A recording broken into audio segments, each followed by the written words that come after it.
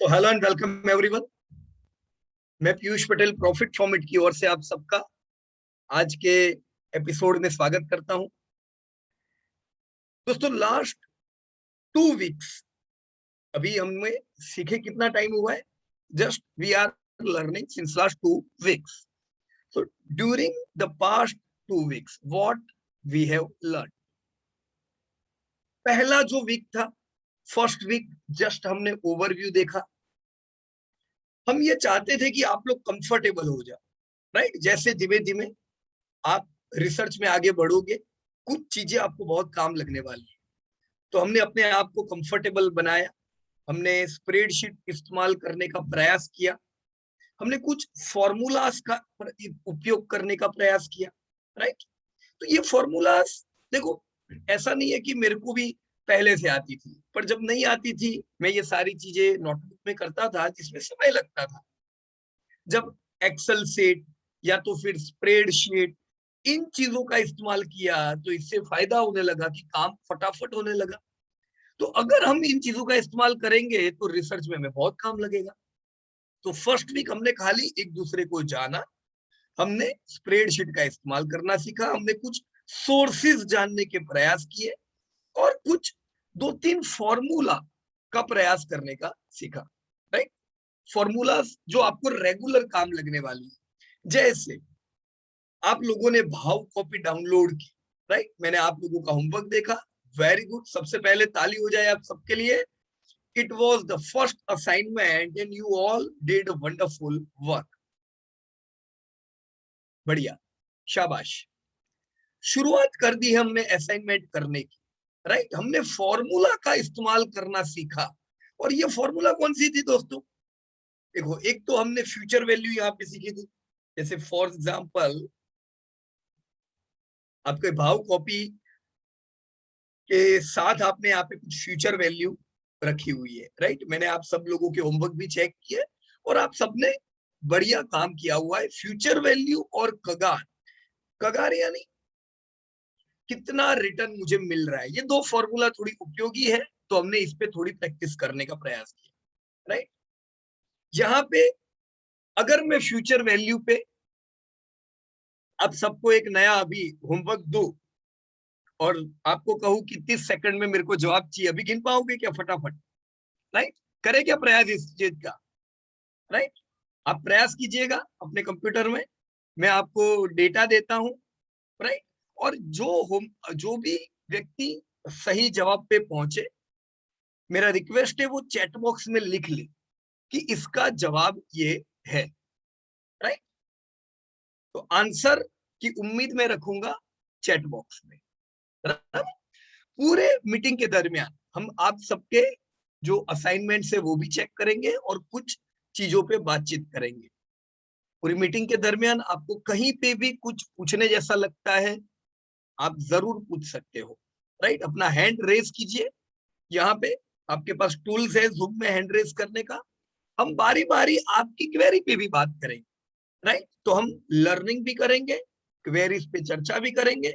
और इस प्रकार से जो चीज हमने पिछले 2 हफ्ते में सीखी है, खास करके 3 चीजें: फ्यूचर वैल्यू, कगार, राइट, यानी कितना ग्रोथ है वो ढूंढना, और तीसरा सबसे इंपॉर्टेंट चीज, दुनिया की फास्टेस्ट ग्रोइंग इकोनॉमिक कौन सी है। तो हम तीसरे असाइनमेंट पे भी आएंगे। उससे पहले फटाफट एक बार रिवीजन कर लेते हैं फ्यूचर वैल्यू और कगार की, राइट? चलो देखो, असाइनमेंट क्या है। ये मैंने वापस वही वर्ल्ड बैंक का डेटा आपके सामने रखा है, राइट? देखो, जीडीपी तो आप लोगों ने बढ़िया काम किया एकदम। ये जीडीपी का असाइनमेंट आपके सामने ही है एंड गुड वर्क। ये थोड़ी देर बाद हम लोग चेक करते हैं। पर मुझे एक दुविधा है और मुझे ये जानना है कि हमको पता है कि चलो पिछले इतने सालों में जो जीडीपी है इंडिया का, राइट, जीडीपी का डेटा तो आप लोगों ने ढूंढा, तुम्हें पता चल गया, राइट? देखो यहाँ पे ये किसका काम है? युवराज सिंह का। ओके, मैं जस्ट पहले कॉलम में यहाँ पे आ जाता हूँ। जस्ट अ मिनट, मेरे को इंडिया का डेटा जानना है।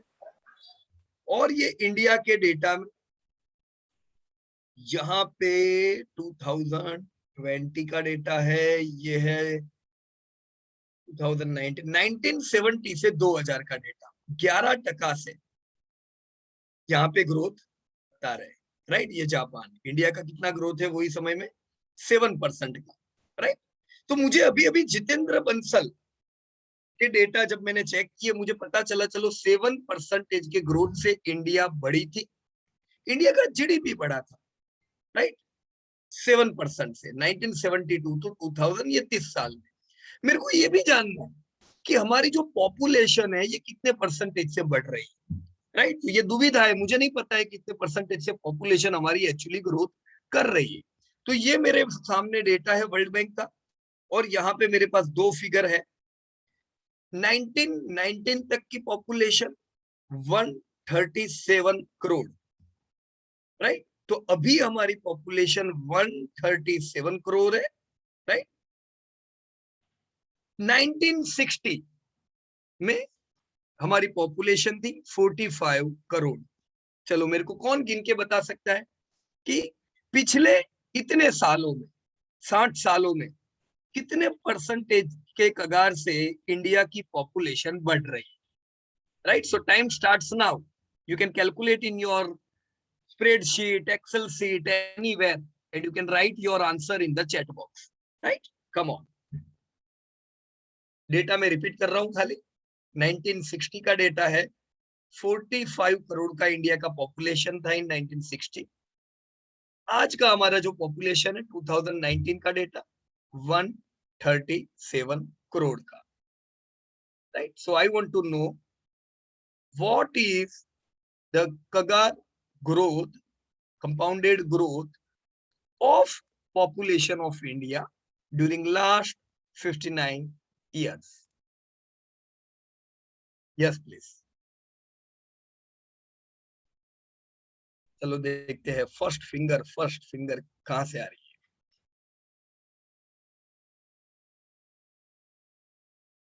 मुझे फॉर्मूला कौन सी इस्तेमाल करनी चाहिए यहाँ पे?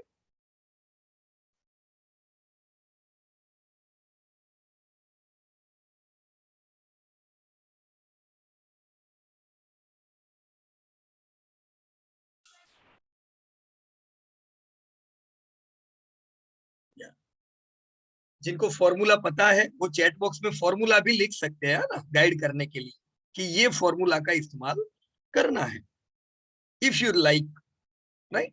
नहीं तो direct you can write down answer. क्या बात है इम्तियाज भाई, फास्टेस्ट फिंगर 1.9% इम्तियाज भाई ने बताया। क्या सही है आंसर? क्या कहते हो आप लोग? क्या और कोई आंसर आने दो?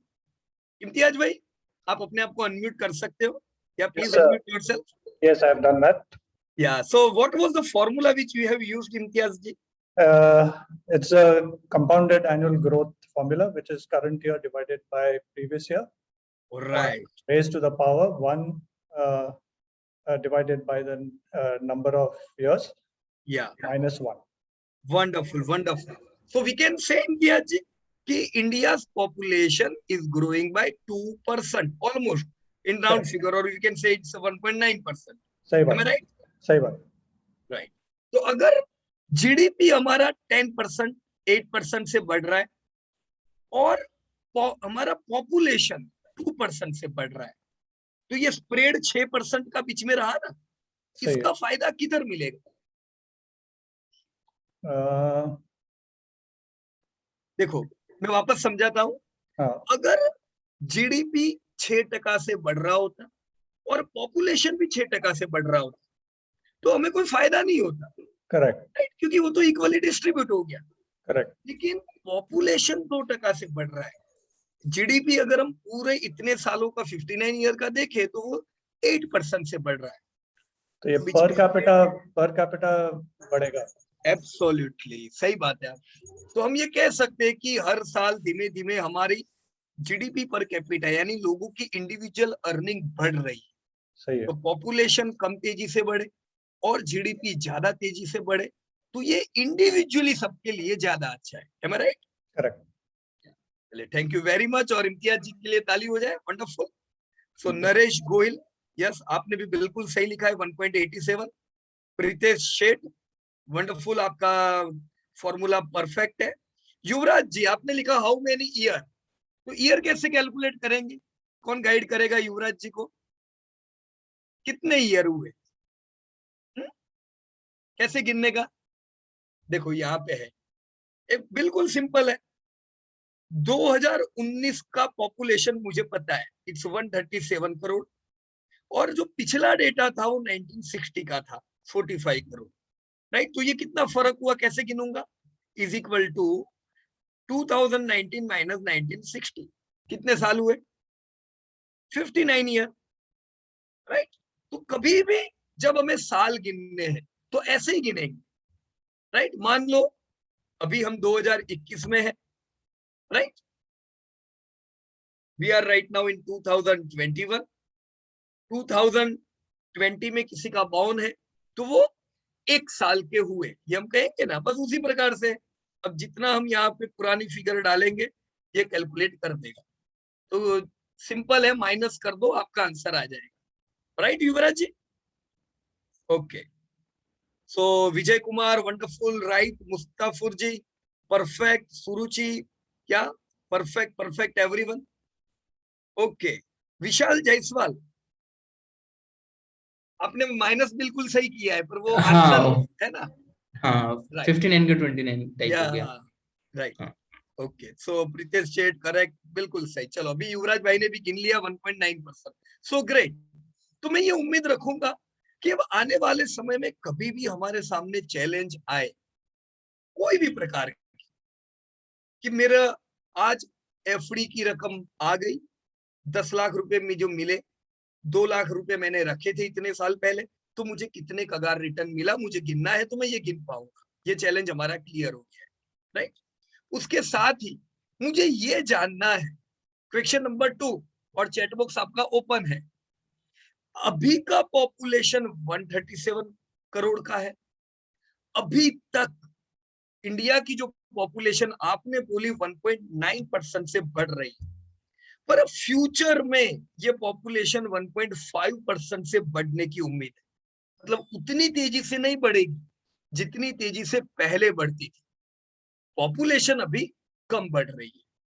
तो 1.5% से अगर पॉपुलेशन बढ़े, 2021 में 137 करोड़ का पॉपुलेशन है, 2030 में इंडिया का पॉपुलेशन कितना होगा? चलो लेट अस ऑल काउंट, और जो इसका जवाब लिखे वो रिक्वेस्ट है मेरा, you can use the chat box to write down the answer. मैं डेटा वापस आपके साथ में शेयर कर रहा हूं। Current population is 137 crore, rate of growth is 1.5%, 1.5% से बढ़ने वाला है पॉपुलेशन। आने वाले 9 साल का हिसाब चाहिए मुझे, 2030 में पॉपुलेशन कितना होगा, राइट।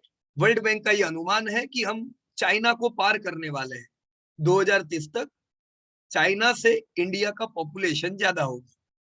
क्या ये सही है कि गलत है, देखा जाए, क्योंकि चाइना का पॉपुलेशन तो आधे % से बढ़ रहा है, बहुत ही स्लो स्पीड हो गया है, राइट। तो उनका पॉपुलेशन बढ़ेगा नहीं इतना, इंडिया का पॉपुलेशन 1.5% फिर भी वर्ल्ड में तो ये ज्यादा ही है। तो हम क्या हो रहे हैं, अभी सबसे बड़ा पॉपुलेटेड कंट्री चाइना है, पर 2030 तक हम उनको ओवरटेक करने वाले हैं। तो ये लोग कैसे कहते हैं, वाओ, ताली हो जाए विशाल भाई के लिए, विशाल जायसवाल, वंडरफुल।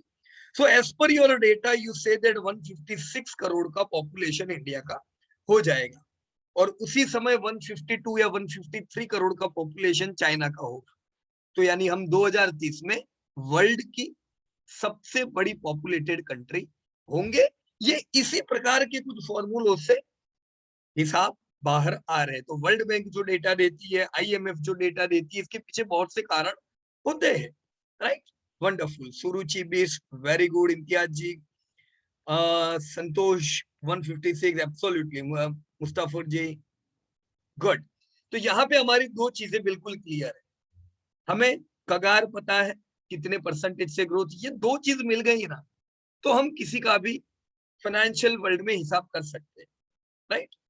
हमें ये पता चला ग्रोथ रेट कितना है, हमें ये पता चला आज की वैल्यू कितनी है, हमें समय चाहिए, कितने समय में काम होगा, तो हम आपको प्रॉपर डेटा दे पाएंगे, राइट।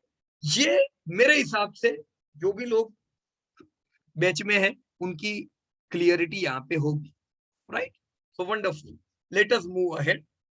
इन्हीं फॉर्मूलाज के आधार पे हम लोगों ने एक बहुत ही इंपॉर्टेंट एक्सरसाइज दोस्तों लास्ट वीक किया था, लास्ट वीक जीडीपी का, राइट। जीडीपी की एक्सरसाइज पे मैं जाऊं उससे पहले मैं आपको और एक प्रश्न पूछना चाहूंगा। आप में से कौन है जो फ्यूचर वैल्यू का ये जो डेटा है, ये जो आपने बनाया ना फ्यूचर वैल्यू गिना, वो प्रेजेंट करना चाहता है, राइट, कि भाई मैंने फ्यूचर वैल्यू गिना है और मैं उसको समझा पाऊंगा। Yes, anybody from participant? हम कोई भी एक व्यक्ति का प्रेजेंटेशन देखेंगे, फिर हम जीडीपी पे चले जाएंगे, right. So anybody from you who would like to present their future value assignment? Presentation में मेरे पास ही रखूंगा, पर मैं आपकी स्प्रेडशीट ओपन करूंगा और हम उसमें थोड़ा समझने का प्रयास करेंगे। या क्या बात है, ओके, कोई नाम नहीं आ रहा है यार, फिर तो मेरे को ही पकड़ना पड़ेगा लगता है किसी को। हाँ, मैं करता चेक हूँ। करे बगैर तो आगे नहीं बढ़ेंगे। या who's there? विशाल। विशाल, चलो विशाल, ओपन करूं मैं आपकी स्प्रेडशीट? हाँ सर। चलिए, सो विशाल जयप्रकाश, सॉरी विशाल जायसवाल, ओके, वंडरफुल। ये क्या किया है समझा पाओगे विशाल जी आप? हाँ मैं कोशिश करता हूँ सर। Yes please. ठीक है, तो इसमें मैंने जो पहला हमारा टेबल है, इसमें मैंने ये बताया है कि लमसम अमाउंट अगर मैं डालता हूँ फॉर डिफरेंट, ये डिफरेंट डिफरेंट पीरियड्स के लिए 5 साल, 10 साल, 15 साल, 20 साल और 30 साल, तो रेट ऑफ इंटरेस्ट 7% के हिसाब से कितना टोटल कॉर्पस जनरेट होगा, राइट, ठीक है। तो फर्स्ट एग्जांपल में ये जो मैंने बनाया है, ये बता रहा है कि 5 साल में अगर मैंने 1 लाख रुपए डाले 7% रेट ऑफ इंटरेस्ट से, तो वो 1,40,000 रुपए बनते हैं। राइट, फ्यूचर वैल्यू के फॉर्मूले से ये पता चला है। और ये मैंने नीचे इसके 1.4 ये लिखा है कि ये मेरा जो मूल अमाउंट है वो कितने गुना बढ़ा आगे, एक्स तो टाइम्स, हाँ बराबर ना? एक्स टाइम्स, राइट, हाँ ये गुड, बताया मैंने। और सेम चीज मैंने आगे बढ़ाई 10 साल के लिए, तो ये ओके, 1,96,715 होता है, and so on and so right, fourth. 15 साल, राइट, 20 साल और 30 साल के लिए, 30 साल में सबसे बढ़िया जनरेट हुआ है क्योंकि ज्यादा राइट, पीरियड है इसलिए। तो ओके, ये है ओके, तो दूसरा हमारा। ये क्लियर है। और दूसरा, हाँ दूसरा क्या कह रहे हो? दूसरा हमारा टेबल है जिसमें मैंने ये बनाया है कि अगर मैं हर महीने 10,000 रुपए की एसआईपी करता हूँ, हम्म, ठीक है, जिसमें कि रेट ऑफ इंटरेस्ट मेरा 7% ही है एनुअली। ओके, राइट, वार्षिक जो रेट ऑफ इंटरेस्ट है वो 7% है, और मैं हर राइट, महीने 10,000 रुपए की एसआईपी करता हूँ, तो वो मेरा 5 साल, 10 साल, 15 साल, 20 साल और 30 साल में कितना अमाउंट जनरेट राइट, होता है, ठीक है। ओके, तो ये अगर मैं 10,000 रुपए की हर महीने की एसआईपी करता हूँ, तो 7% के हिसाब से 5 साल में जनरेट होते हैं 7,15,929 रुपए, राइट, ठीक है। ओके, और ऐसे ही गुड, इसमें बस चेंज ये है दिखने में कि मैंने मंथ को, पीरियड को भी मंथ्स में लिखा हुआ है, बराबर है, हाँ, राइट, और जहाँ पे मैंने रेट ऑफ इंटरेस्ट लिखा है उसको भी मैंने डिवाइडेड बाय 12 करके मंथली रेट ऑफ इंटरेस्ट लिखा हुआ है। बराबर है। तो आपने यहाँ पे इंटरेस्ट को ही डिवाइड कर दिया फॉर्मूला हाँ में ही, जो मैं यहाँ देख पा रहा हूँ, हाँ हाँ राइट, फॉर्मूला बार में। और हाँ उसी प्रकार से आपने जो पीरियड है वहीं पे मंथ को ईयर से मल्टीप्लाई कर दिया, हाँ हाँ हाँ। बराबर, good, 12 very good, multiplied by 5, 10, 15, 20, 30। Right, और इसमें भी मैंने ओके, ये नीचे बताया है कि ये कितने टाइम्स मेरा कितना मल्टीप्लाइड बाय एक्स कितना हो रहा है, तो राइट, हाँ ये ओके, मैंने यूज किया इसमें, ओके, कितने गुना हो रहा है। उसके बाद बराबर, उसके बाद मेरा जो अगला टेबल है वो है कि अगर मेरा different different rate of interest होता है, बराबर, कि मेरा रेट ऑफ इंटरेस्ट अगर चेंज हो रहा है तो उसमें कैसे होगा, और मेरी SIP जो है वो 10,000 रुपए महीने की है। ये SIP पे बना हुआ है कि SIP जो है वो 10,000 रुपए महीने की SIP है, और राइट उसका मेरा 20 साल में कितना अमाउंट जनरेट होगा अगर मेरा रेट ऑफ इंटरेस्ट अलग अलग है। जैसे कि सर अगर आप इस पे बराबर क्लिक करेंगे तो पता चलेगा एनुअली कितना किया हुआ है रेट ऑफ इंटरेस्ट पे। हाँ, ओके ये सीधे लिखा हुआ है। ठीक है, तो ये मेरा मंथली रेट ऑफ इंटरेस्ट इस पे लिखा हुआ है। उसमें राइट मुझे पता चलता है कि अगर मेरा मंथली रेट ऑफ इंटरेस्ट 0.6% है तो वो मेरा 5 साल में मेरा 10,000 रुपए महीने की SIP से कितना जनरेट होगा। बराबर 7% एनुअली, राइट 12%, 16% और 20%, ये है। राइट। तो हम गोल रखेंगे विशाल भाई कि कम से कम हम 12-16% तक हम पहुंच पाए। हाँ राइट, जी सर। हम कम से कम 7% तो एफडी में कमाने ही वाले। तो ये तो वो है ना, कौन बनेगा करोड़पति में नहीं, एक स्टेज होता है कि इतना तो तुम लेके जाने ही वाले हो। राइट, जी अब जो हमें आगे बढ़ना है वो उससे आगे बढ़ना है। वैसे ही हमारे इन्वेस्टमेंट की दुनिया में क्या है, 7% तो मिलने ही वाला है। अब मेरे को स्मार्ट किधर होना है, इससे ज्यादा मुझे बढ़ना है। राइट, तो मैं गोल रखूं 12%, 15%, 16% प्लस, जितना मैं स्मार्ट हो पाता हूं। अब मुझे रातों रात होना नहीं, राइट, धीमे धीमे आने वाले समय में जैसे मैं लर्न करता जाऊंगा, मैं परसेंटेज वाइज स्मार्ट होऊंगा, मेरे रिटर्न पे उसकी बहुत बड़ी इफेक्ट आएगी, आएगी ना। सर एक और नीचे से ये छोटा सा मैंने एक कैलकुलेटर टाइप बनाया हुआ है बेस्ड ऑन हाँ, द सेम फॉर्मूला। उसको ओके, मैंने थोड़ा ट्विक करके बनाया है कि अगर मेरी प्रेजेंट वैल्यू इतनी है, रेट ऑफ इंटरेस्ट इतना है, मंथली करना चाहता हूँ, ईयरली करना चाहता हूँ, अगर आप इसमें क्लिक करेंगे तो राइट, ओके, ये भी सेम चीज कैलकुलेट करता है बेस्ड ऑन की मंथली ये है और राइट, SIP और लमसम पे। ओके। तो एक चीज है विशाल भाई, अगर आज आप 10,000 रुपया मंथली मान लो सेविंग करते हो फॉर एग्जाम्पल, राइट, तो जनरली हम लोग गिनते कैसे है कि भाई मैं हर महीने 10,000 इन्वेस्ट करूंगा तो कल मेरी वैल्यू कितनी होगी, राइट। जी जी पर प्रैक्टिकल लाइफ में क्या होता है पता है, प्रैक्टिकली अगर हम देखें तो धीमे धीमे हर साल आपकी इनकम भी बढ़ती जा रही है, राइट। इंडिया में जैसे ऑलमोस्ट 10% से लोगों की इनकम बढ़ रही है, राइट। जीडीपी पर कैपिटा हमारा ऑलमोस्ट डबल डिजिट में, रूपी वैल्यू में देखें तो 10% से बढ़ रहा है।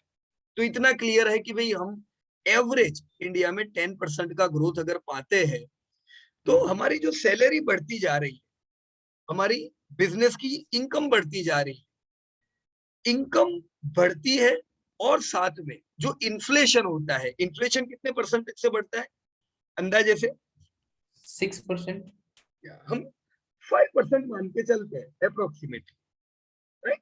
देखो, एक मैं सिंपल सा आपको यहाँ पे चार्ट बताता हूँ, इससे बहुत ही आइडिया हमारी क्लियर होनी चाहिए। जैसे यहाँ मैं डाउन स्क्रॉल करूंगा तो ये ग्रॉस नेशनल इनकम है, राइट, मतलब ये ग्रॉस जीडीपी पर कैपिटा जैसा हुआ कि भाई इंडिविजुअल व्यक्ति की इंडिया में डॉलर वैल्यू में कितनी इनकम है। 2019 में कितनी इनकम थी इंडियन,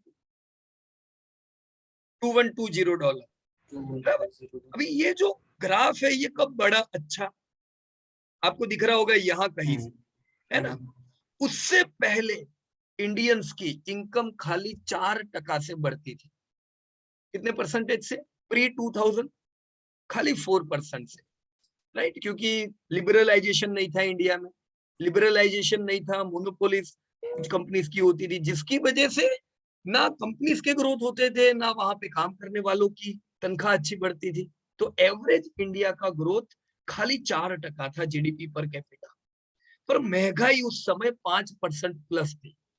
अब आप सोचो, जो आप कमा रहे हो वो सब महंगाई में चला जा रहा है।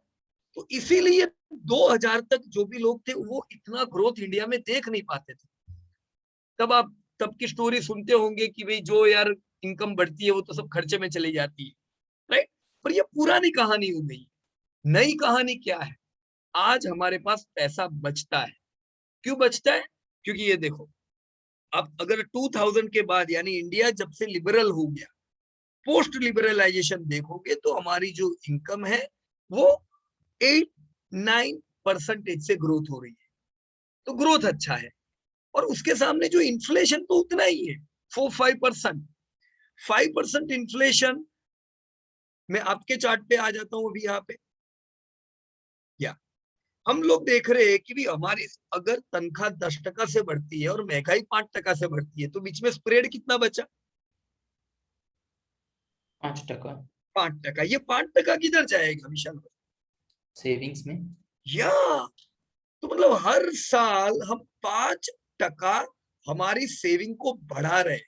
हम हमारी हम देखते होंगे, देखो 10 साल पहले लोग जो खर्चा करते थे रेस्टोरेंट्स में, फिल्मों पे, कपड़े खरीदने में, आज वो ज्यादा कर रहे हैं। क्यों? क्योंकि पिछले 20 सालों में हमने ये चीज देखी है, हमारी इनकम इन्फ्लेशन से तेजी से बढ़ रही है, राइट? और यही होना चाहिए असल में, तभी तो हमारे पास पैसा बचेगा। तो इसके हिसाब से अगर आज आप गिनते हो कि मैं हर महीना 10,000 की बचत करूं, तो मैं रिटायरमेंट तक कितना पोर्टफोलियो क्रिएट करूंगा, राइट? पर आप 10,000 नहीं बचाने वाले, आप हर साल अपनी ये जो सेविंग है उसको बढ़ाने वाले, राइट? तो आने वाले समय में आप महीने के 20-20 हजार भी बचाने वाले, राइट? तो इसे भी ध्यान में रखना चाहिए हमें, बराबर कि नहीं? सो गुड न्यूज है हमारे हम सबके लिए कि इंडिया में इनकम बहुत अच्छी बढ़ेगी, इन्फ्लेशन कंट्रोल में रहेंगे, जिसकी वजह से हम सब लोग डिस्क्रिशनरी स्पेंडिंग कर पाएंगे और बढ़िया इन्वेस्ट कर पाएंगे, राइट? तो थैंक यू वेरी मच विशाल जी। और थैंक यू आपने सर। पहले एक्सेल सीट, स्प्रेडशीट, ये सब चीजों का इस्तेमाल किया हुआ है? हाँ हाँ सर, किया हुआ है। तो मतलब अपने प्रोफेशन में आप रेगुलरली करते हो ऐसा ना? हाँ हाँ सर, रेगुलर। Wonderful, good. तो आपको थोड़ा इजी रहेगा ये सारी चीजें, हाँ बराबर? सर। हाँ। चलिए, thank you very much to Vishal भाई। एंड नाउ अब मैं जीडीपी के डेटा में बढ़ रहा हूँ। दोस्तों, जनरली मैं देखता हूं कि जब भी शेयर बाजार की बात आती है तो लोगों को रातों रात यही चाहिए कि भाई कंपनी कौन सी बढ़ेगी वो बताओ। अब आज किसी ने कोई टिप ला दी कहीं से, कल होता ये है कि वो कंपनी में कुछ बुरे समाचार आ गए, वो कंपनी चलती नहीं है और फिर हमें टिप पे टिप बदलती रहनी पड़ती है। हम वो टिप वाली फॉर्मूला पे नहीं चलेंगे, हम बेसिक्स हमारा इतना पावरफुल करेंगे कि भविष्य में कोई टिप की जरूरी नहीं पड़ेगी। आपने जो डिसीजन लिया वो आपको पता होगा कि ये मैंने क्यों लिया है, इसके ड्रॉबैक क्या है, इसके प्लस पॉइंट क्या है, ताकि आप उसमें प्लस माइनस खुद के हिसाब से कर सके। ऐसा नहीं है कि आपको फिर पीयूष भाई को पूछने आना पड़े 5 साल बाद, अरे पीयूष भाई इसको मैं क्या करूं, रखूं कि बेचूं? नहीं, जरूर पड़ेगी आपको। हम उस प्रकार से दोस्तों आगे बढ़ेंगे। तो जीडीपी का जो डेटा है, ये जीडीपी आप लोगों ने एक्सरसाइज की, ये दोस्तों बहुत ही इंपॉर्टेंट एक्सरसाइज है। करीबन ऑलमोस्ट डिकेड से मैं खुद ये जो डेटा है ये मेरे लिए मैनेज करता हूं। तो तभी तो दोस्तों देखो, जब हम लोग ये डेटा बनाते थे, इंडिया टॉप 10 में नहीं था। जब मैं ये डेटा को मेरे लिए मॉनिटर करता था, पर मैं ये देखता था कि यार इंडिया तो ग्रो कर रहा है और हमारी स्पीड बहुत अच्छी है। जब हमारी स्पीड अच्छी है तो एज पर डेटा मुझे लगता था कि भाई इंडिया टॉप 10 में आएगी। तो मैं जो भी जगह पे मीटिंग्स में जाता था मैं कहता था इंडिया विल बी टॉप 10। पर मैं ये भी देखता था कि हर जगह नेगेटिविटी थी, लोगों लोग जल्दी एक्सेप्ट नहीं करते थे, मीटिंग में आर्ग्यूमेंट्स होते थे, कैसे बोलते हो इंडिया 10 पर टॉप 10 में आएगी, इट्स नॉट पॉसिबल। देखो हमारी आंखों के सामने ये टॉप 10 में एंटर हुई, 9वें नंबर पे आई, 8वें पे आई, और धीमे धीमे इसी डेटा के हिसाब से हम देखते गए इंडिया अभी 6ठे नंबर पे आ चुकी है। So we are proud about it कि चलो हमने इनको बहुत दूर से देखा था और आज 6th पे है। और इसी डेटा के आधार पे देखो, आप में से जो भी लोग अलग अलग शहरों में है, और हम लोग 2018 में દીપ માટે કેયાને મેસેજ કર્યો તો મેં કીધું તે વખતે ओके, नो प्रॉब्लम। या सो जो भी हम लोग 2 साल पहले जब अलग अलग शहर में मिलते थे, मेरे ख्याल से आपके शहर में जब हमारी मीटिंग हुई होगी तब उस समय हमने कहा होगा कि 7वें नंबर पे इंडिया है और हम इंडिया को 5th नंबर पे देखेंगे। तो ये हमने उस समय भी कौन से बेस पे कहा था? यही डेटा सब, राइट? तो इसी डेटा के हिसाब से आज आप लोगों ने ढूंढा है 2030 का डेटा, 2035 का इंडिया। लेट मी चेक, आपके हिसाब से इंडिया किधर पहुंचना चाहिए? जापान के प्राइम मिनिस्टर आए थे इंडिया में, और जस्ट अभी लास्ट ईयर है ना, प्री कोरोना, और उस समय उन्होंने ये बात कही कि आने वाले कुछ समय में इंडिया जापान को ओवरटेक करने वाला है। ये अगर जापानीज खुद कहे कि India is going to overtake Japan, तो बहुत लोगों को लगता है कि अरे ये क्या बात कर रहे हैं, लेकिन क्या आपका डेटा इस चीज का मान रखता है? क्या सही में इंडिया जापान को ओवरटेक करने वाला है? राइट। मैं आप लोगों से अगेन रिक्वेस्ट करूंगा, आप लोगों ने जीडीपी पे बहुत से लोगों ने काम किया हुआ है। अगेन, कौन अपने जीडीपी के डेटा को शेयर करना चाहेगा? You can write down your name. मैं आपकी जीडीपी वाली स्प्रेडशीट ओपन करूंगा और हम आपके डेटा पे चर्चा करेंगे। Right, yes please, anyone. Paras Patel, okay Paras, so Paras you can unmute yourself, और मैं आ जाता हूं पारस पटेल के स्प्रेडशीट में। Okay, here is Paras. Hello, या पारस, क्लियर है सर आवाज? एकदम क्लियर है ना? हाँ पारस, सर। आप कौन से शहर के हो? सर मैं सूरत से हूँ, नितिन भाई का कजिन हूँ। अरे हाँ, यस यस, नितिन भाई के कजिन, सूरत से। तो यस देखो, सर। सूरत तो आपका है ही, वैसे भी वर्ल्ड की फास्टेस्ट ग्रोइंग सिटी में अव्वल नंबर पे आ रहा है सूरत, बराबर ना? सूरत का जो जीडीपी है ये दुनिया में सबसे फास्टेस्ट ग्रोइंग है, तो इस चीज का हमें भी प्राउड है। चलो, Surat from India is leading the world in GDP growth. अब आपने जो डेटा बनाया उसके हिसाब से आपको क्या लगता है 2030 में क्या चेंजेस आने वाले हैं? Yes please. सर जो करंट अभी जो डेटा है वो हिसाब से हम देखें तो 2030 में मैं क्या इधर लू डेटा कि जहां पे थे वहीं पे रखूं मैं यहाँ स्लाइड? पर ओके, या समझाइए।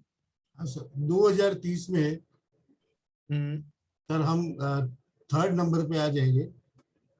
ओके, तो हमारा जीडीपी ये जो आपने लिखा है ये इंडिया है ग्रीन कलर का, बराबर ना?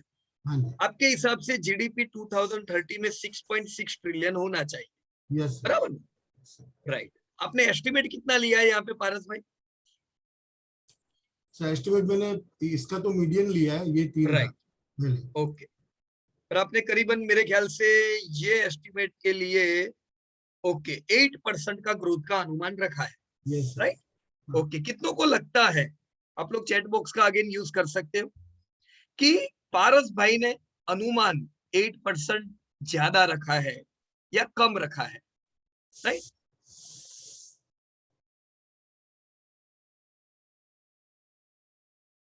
ओके। क्या किसी को लगता है कि बहुत ज्यादा एस्टिमेट लिया हुआ है पारस? ओके, पारस आपने 7.9% का अनुमान लिया, राइट? यस या आपने अभी 2020 का डेटा आपके पास है, कितना है? 2.6, 2.6। हाँ बराबर? और इसी में आपने 7.9% ऐड कर दिया, एम आई राइट? Yes sir. ओके, तो आने वाले समय में आपको जो जीडीपी निकल के आया वो 6.6 निकल के आया है, वेरी गुड। अब यहाँ पे अगर थोड़ा हम और इसे रिफाइन करें, थोड़ा रिफाइन हम इसको करते हैं पारस भाई, ताकि और प्रॉपर एस्टिमेट हमारे निकल के आए। करना है इसको थोड़ा और, हाँ। राइट? देखो, आपके पास जीडीपी आखिरी वाला कौन सा है? 2020 का, ये तो प्रॉपर जीडीपी है ना वर्ल्ड बैंक की साइड से, यस। राइट? ओके, मेरे ख्याल से जितेंद्र बंसल ने कुछ कहा है, या जितेंद्र भाई आप क्या कह रहे हो समझ में नहीं आया, या आप अनम्यूट करके कह सकते हो? या पीयूष भाई, हाँ जी, एक्चुअली मैंने जब इस डेटा को आपके वीडियो के अंदर जब देख के निकाला था, तो उसके अंदर ज्यादातर स्टूडेंट्स ने अगस्त सितंबर वाले टाइम का डेटा लिया हुआ था, जिसके अंदर हमारे फिगर्स के अंदर सर्टेन फिगर्स अवेलेबल नहीं थे, जैसे जापान का डेटा नहीं था, कुछ और जापान का नहीं होगा, डेटा नहीं राइट था। राइट। लेकिन बाद में जब अभी हमने 28 तारीख वाले डेटा के ऊपर किया है, 28 अक्टूबर वाले में, हाँ हाँ, उसके अंदर बहुत सारी और फिगर्स आ गई हैं, राइट, जिसकी वजह से ना फाइनल फिगर्स में कुछ चेंजेस दिखे हैं मुझे। बराबर है। राइट। तो तो अब हमें उसके प्रॉपर वही डेटा लेने की है। देखो क्या है, कुछ कंट्रीज लेट जीडीपी डिक्लेयर करती है, जैसे जापान का हर साल लेट ही आएगा। राइट।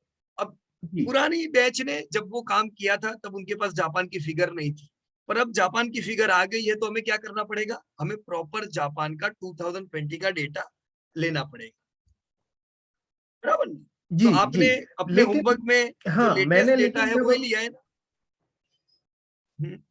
हाँ मैंने अपना एकदम लेटेस्ट डेटा लिया है, लेकिन मुझे वेरी गुड। समहाउ अभी भी जो मैं स्क्रीनशॉट देख रहा हूँ आपका, हाँ इसके अंदर जो 2030 के अंदर हम लोग, उसके अंदर 2030 में मेरा जो फिगर आ रहा है वो मैंने 2-3 बार करके देखा, वो अच्छा, गलत आ रहा है, ठीक नहीं आ ओके, रहा है। कोई बात नहीं। आपका 2020 का डेटा इतना ही है क्या?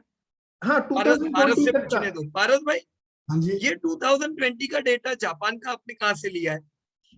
वही सर वर्ल्ड बैंक की साइड से अपने जो बराबर, तो मतलब आपका और जितेंद्र भाई का डेटा ये तो सेम ही होना चाहिए 2020 का, हाँ, बराबर ना? सही बात है ना जितेंद्र भाई, ये तो आपका डेटा सेम ही होगा। जी सर, डेटा सेम है, डेटा सेम राइट, है। Okay in fact okay, up to post Covid, ये जो पोस्ट कोविड तक का भी सारी परसेंटेजेस हैं, ये सारी ठीक आ रही हैं, एस्टिमेट राइट, भी ठीक आ रहा है, लेकिन जो बराबर। जीडीपी एस्टिमेट है, इसमें थोड़ा फर्क आ रहा कोई बात है। नहीं, वो क्या होगा, ये जो परसेंटेज है कुछ डेसिमल में चेंजेस होने के कारण भी ये डेटा थोड़ा चेंज होगा, पर ये कोई बड़ी बात नहीं है, ये अभी हम चेक कर लेंगे, नो प्रॉब्लम। राइट, जी थैंक यू। ओके। तो चलिए, अभी हम लोग जो पारस जी का डेटा देख रहे थे, मैंने पारस भाई को बताया कि आपने 7.9% का जो एस्टिमेट रखा, चलो ये तो, इसको हम क्या कहते हैं पता है, उच्चक। मतलब जब सब मान के चल रहे हैं कि भी आने वाले 9 साल में 8% से इंडिया ग्रोथ करेगा, तो हमने इतना जीडीपी का अनुमान रखा हुआ है, तो आपका ये अनुमान बिल्कुल सही है, पर इसको हम और प्रॉपर कर सकते हैं। राइट, जैसे अनुमान कौन सा कंट्री कितना बढ़ेगा, उसके डेटा कौन देता है? हाँ जी, कोई बता सकते हैं? आप चैट बॉक्स का इस्तेमाल कर सकते हो। हमें कहां से डेटा मिलते हैं कि नियर टर्म में कौन सा कंट्री कितना ग्रोथ करने वाला है? IMF। आईएमएफ। राइट, विशाल भाई ने बिल्कुल सही लिखा है। आईएमएफ से प्रेडिक्शन आ ही जाते हैं कि भाई कौन सा कंट्री आने वाले समय में कितना ग्रोथ करेगा। तो जो लेटेस्ट आईएमएफ के प्रेडिक्शन है, वो लेटेस्ट प्रेडिक्शन के हिसाब से 2021 2021 में जो जीडीपी है, मैं यहां पे लिख देता हूं, चलो, 2021 में जीडीपी 10% से बढ़ने की उम्मीद है, यानी रिकवरी बहुत ही अच्छी है। राइट, देखो लास्ट ईयर इंडिया का जीडीपी कितना डाउन हो गया था, 8.6% से, है ना? पर 8.6% का डैमेज हुआ, 8.6% के डैमेज के सामने हम इस साल बढ़ने कितने वाले हैं? डबल डिजिट में, 10%। राइट, तो इसीलिए इसे कौन सी रिकवरी कहते हैं? ये वी शेप रिकवरी है, जैसा टूटा वैसा ही हम रिकवर हो गए, so this is good recovery. Right, sir 2000, या कहिए। सर क्वेश्चन ये है कि जो कंट्रीज को मतलब पोस्ट कोविड में सबसे ज्यादा प्रॉब्लम हुआ है, हाँ, रिकवर होगा, तो वो उतना ही फास्ट होगा, ऐसा हम बोल सकते हैं? नहीं नहीं नहीं, ऐसा ऐसा नहीं होता है। देखो कैसे गिनने का होता है कि कौन सा कंट्री कितना रिकवर होगा। राइट, रिकवरी में सबसे बड़ा पार्ट दो चीजें प्ले करती है। हाँ, एक, वैक्सीनेशन कितना फास्ट हो रहा है आपके कंट्री में। राइट, बराबर। अगर वैक्सीनेशन फास्ट है तो आपकी रिकवरी की उम्मीद अच्छी होनी चाहिए। तो एक है वैक्सीनेशन, दूसरा है, सेकंड थिंग, जो गवर्नमेंट की ओर से जो स्टिमुलस होते हैं। देखो ये हो सकता है कि पूरे दुनिया भर में अलग अलग गवर्नमेंट ने अलग अलग प्रयास किए कि भी चलो हम ये देते हैं, किस कोई गवर्नमेंट ने बोला हम ये करेंगे, तो अलग अलग गवर्नमेंट ने अपने हिसाब से प्लानिंग किया कि भी हम इस प्रकार से चलेंगे। अब उसका एक्चुअल इफेक्ट जीडीपी पे क्या आ रहा है? राइट, अगर गवर्नमेंट के स्टेप प्रॉपर होंगे तो आपकी रिकवरी फास्ट होगी। अगर उनके जो स्टिमुलस पैकेज जो होते हैं, लोगों को जरूर होती है, इंडस्ट्री को जरूर होती है ये समय पे कुछ छूट छाट की, अगर वो छूट छाट जो प्रॉपर डिमांड बढ़ा सके ऐसे दिए हैं, प्रॉब्लम से निकाल सके ऐसे दिए हैं, तो भी अच्छी रिकवरी आती है। तीसरी चीज, जो यंग कंट्रीज होती है ना, यंग कंट्रीज, वो भी अच्छी रिकवर होती है क्योंकि प्रोडक्टिविटी होती है, राइट। ये कुछ चीजों को ध्यान में रख के रिकवरी पे उम्मीद रखनी चाहिए। एक इंपॉर्टेंट घटना घटी गई जब कोरोना आया, उसके बाद ये सोचा नहीं था कि ऐसा होगा, पर क्या हुआ, जो गरीब कंट्री थी, देश वर्ल्ड पूरा दो पार्ट में डिस्ट्रीब्यूट हो गया। एक आ गई सब गरीब कंट्रीज, लो इनकम वाली, और एक तरफ आ गई सब अमीर कंट्रीज जिनके पास इनकम बहुत अच्छी थी। तो जिनके पास ऑलरेडी बढ़िया पैसा है, वो लोग वैक्सीनेशन पे कॉस्ट उठा पाएंगे कि नहीं उठा पाएंगे? क्या कहते हो आप लोग? उठा पाएंगे, उनके लिए मतलब बड़े प्रॉब्लम नहीं थे। तो वहां पे वैक्सीनेशन फटाफट होने लगा क्योंकि दोस कंट्री वर रिच कंट्रीज। अब जो कंट्रीज लो इनकम वाली थी, राइट, अब इंडिया भी किस में आती है? हम है तो लो इनकम ही ना, राइट। जीडीपी पर कैपिटा हमारा कुछ भी नहीं है, 1.5 लाख रुपया है हमारा। जितना जीडीपी पर कैपिटा है उतना तो इंश्योरेंस का प्रीमियम भरते हैं यूएस के लोग, राइट। तो इंडिया भी एक लो इनकम कंट्रीज है, इसीलिए शुरुआत के दौर पे आईएमएफ भी नेगेटिव थी क्योंकि उनको लगता था जो भी लो इनकम कंट्रीज है वो प्रॉपर वैक्सीनेशन पे कॉस्ट नहीं उठा पाएगी, राइट। उन्होंने भी सपोर्ट किया और जितनी भी लो इनकम की कंट्रीज है उन लोगों को वर्ल्ड ने सपोर्ट किया है वैक्सीनेशन में। और दोस्तों, हम सबको प्राउड होना चाहिए इंडिया पे कि लो इनकम कंट्रीज में इंडिया एक ऐसा कंट्री है जिसने सपोर्ट लिया नहीं है, जिसने सपोर्ट दिया है। इंडिया में वैक्सीनेशन बहुत अच्छा हुआ, जो स्टेप्स लिए गए प्रॉपर रहे, जिसकी वजह से हमने आज रिकवरी को एकदम फुल रफ्तार में देखा। और देखो, Q2 के जब डेटा आए तब तक आपको पता ही है पूरी वर्ल्ड हो गई पॉजिटिव, और आईएमएफ ने भी बोल दिया कि ये साल 10%, आने वाला साल 10%। तो ऑलमोस्ट हम 2 साल तो डबल डिजिट से बढ़ने वाले। इंडिया को छोड़ के दूसरी जितनी भी डेवलपिंग कंट्रीज है उनकी स्पीड इतनी अच्छी नहीं रही, राइट। तो इंडिया ही एक कंट्री है लो इनकम में जिसका ग्रोथ पोस्ट कोरोना 2 साल बढ़िया रहने वाला है, राइट। तो आपके ये डेटा में आपको क्या करना चाहिए पारस भाई? अभी भी आपने उच्चक डायरेक्ट 2030 लिख दिया है, पर अगर इसको और अच्छी तरह से करना चाहोगे ना तो देखो 2021 तो आपको मिल गया, कितना जीडीपी हो गया? कर सकते हो कि नहीं कर सकते हो पारस भाई 2021 का जीडीपी एस्टिमेट? कर सकते हो, राइट, क्योंकि आपको पता है कितना बढ़ने वाला है, राइट। 2022 का कर सकते हो कि नहीं कर सकते हो? वो भी आ गया। तो ये 2 साल के प्रॉपर आ गए, उसके बाद आप 8% रख सकते हो, राइट। तो ये एक जस्ट मैंने थोड़ा चेंजेस बताया, जरूरी नहीं अभी करें, आपने जो किया है वो भी बहुत अच्छा काम है, ठीक है, right. So wonderful. As per your data मैं देख पा रहा हूं कि जापान का जो जीडीपी है वो 5.5 ट्रिलियन होगा, एम आई राइट? बराबर। ओके, 5.5 ट्रिलियन, और इंडिया का जीडीपी 6.6 ट्रिलियन। तो हम आने वाले समय में दो महत्व की जो कंट्रीज है, ये कौन सी कंट्रीज है? 2 कंट्रीज देखिए, जापान एंड जर्मनी, ये दोनों को ओवरटेक करके इंडिया आगे निकलने वाली, right. Okay, so wonderful data, and as in 2035 you are expecting 10 trillion economy. Yes, सही बात है, यस, ये नॉर्मल कंडीशन की बात हो रही है। अब इसको कितना और तेजी से बढ़ाना वो प्रॉपर कंट्री के हाथ में है, राइट। हम कौन से फैक्टर होते हैं जीडीपी बढ़ने के? कोई आप 2-3 फैक्टर लिख सकते हो चैट बॉक्स में? क्या क्या कारण हो सकते हैं अगर हम हमारी जीडीपी को जबरदस्त तेजी से दौड़ाना चाहते हैं? तो क्या करना चाहिए हमें? नहीं, सेक्टर नहीं भारत में, देखो सेक्टर तो आपने क्या लिखा, आईटी सेक्टर, मतलब ये नहीं। क्या हो तो जीडीपी और तेजी से बढ़े? जैसे मैं 1-2 उदाहरण बताता हूं आपको, या विवेक, वेरी गुड। गवर्नमेंट रिफॉर्म्स आए और वो प्रॉपर इंप्लीमेंट हो, राइट। जितेंद्र जी ने लिखा है टैक्स स्ट्रक्चर चेंजेस, राइट। देखो, हमने 2 बड़े चेंजेस किए जितेंद्र भाई। एक जीडीपी आया, सॉरी जीएसटी आया, तो जीएसटी के आने से भी आपका सेक्टर ऑर्गेनाइज होने लगा, ये एक बड़ी चीज थी। दूसरा एक क्या चेंजेस आया, हमने देखा 2 साल पहले इनकम टैक्स कट किया, कॉर्पोरेट्स का, तो ये तो बहुत ही बड़ा स्टेप था, राइट। तो इन चीजों से भी हम उम्मीद कर सकते हैं कि भाई ग्रोथ अच्छा होना चाहिए, right. Nathu Shinde, you have written export, absolutely right. देखो, अगर हम सब लोग ये सोचे कि हम एक्सपोर्ट पे ज्यादा ध्यान दे, इंपोर्ट पे कम ध्यान दे, मतलब हो सके उतना खुद की कंट्री की प्रोडक्ट यूज करे, पर प्रोडक्ट ऐसी बनाए और उसको हम वर्ल्ड वाइड बेचे, तो ये भी ग्रोथ में अच्छा काम लग सकता है, राइट। बिल्कुल सही बात है। जिग्नेश कुमार ने लिखा इकोनॉमिक ग्रोथ, या इकोनॉमिक ग्रोथ मतलब GDP growth. Mustafizur, infrastructure, 100% correct sir.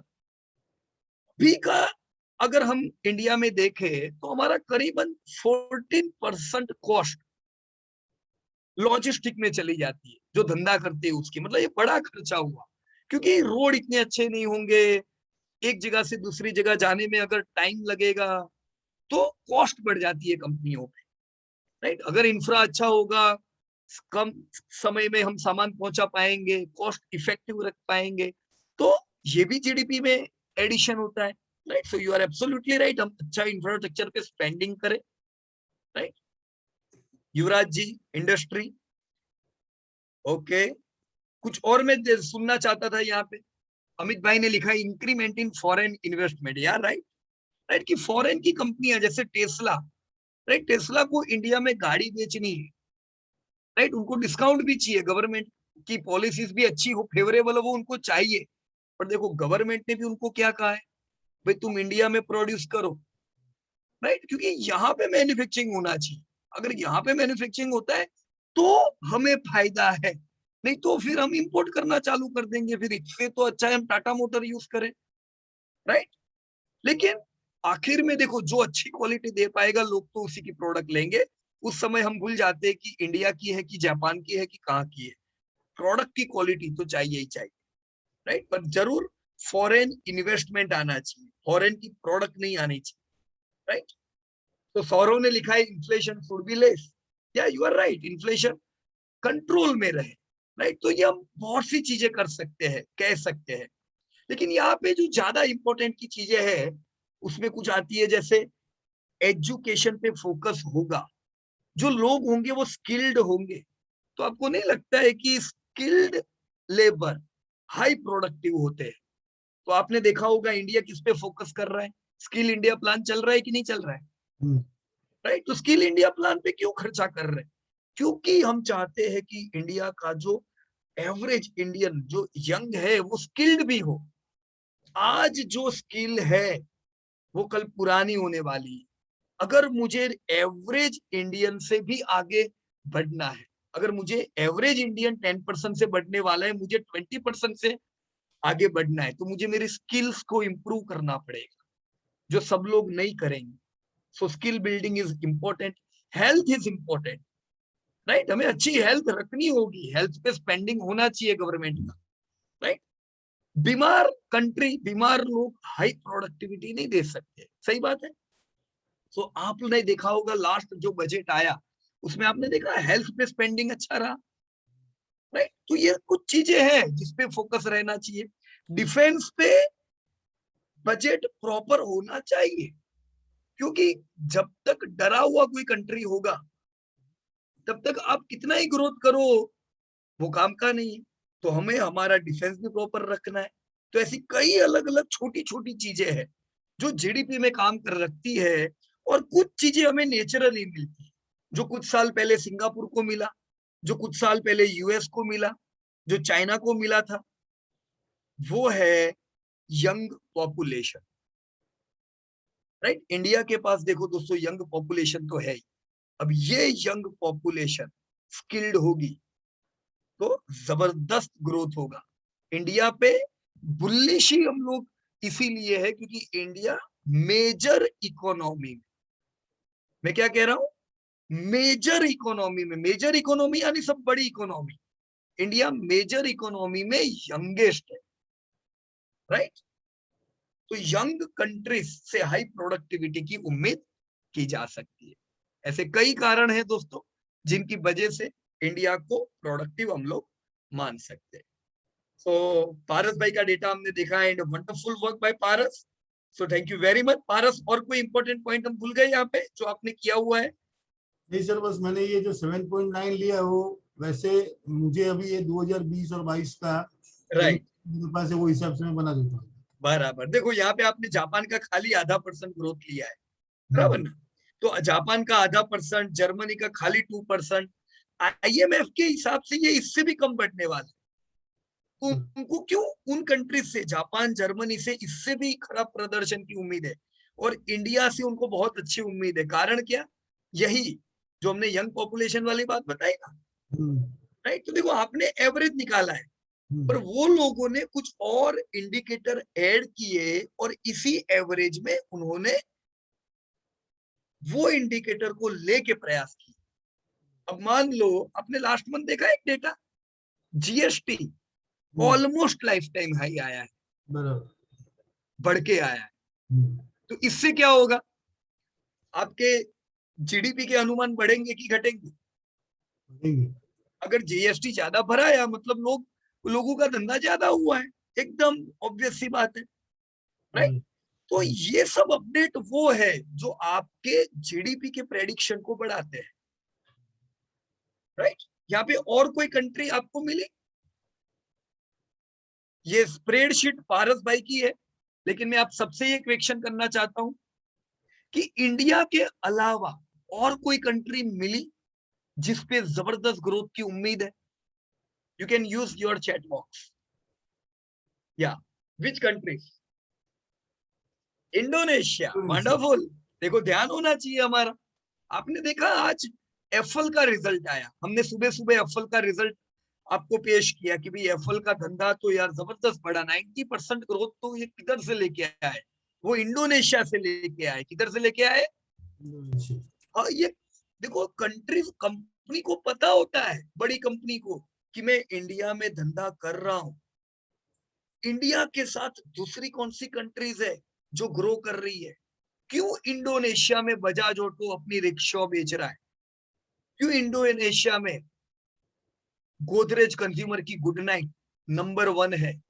क्योंकि इंडियन कंपनी को पता है हमारे इर्द गिर्द जो कंट्री ग्रोथ करेगी वो लोग उधर धंधा करेंगे, राइट? सो ग्रोइंग इकोनॉमी में धंधा होना चाहिए। आप इंडियन कंपनी को इंडोनेशिया में धंधा करता है इसलिए देख रहे हो। ये डेटा आपको पता है, तो आपको क्या लगता है उनको नहीं पता है? होगा ना पता कितना ग्रोथ है इंडोनेशिया का? Let me check. हाँ, ये रही लाइन आपकी इंडोनेशिया की। तो इंडोनेशिया का ग्रोथ कितना है? 7.6%। Good growth, right?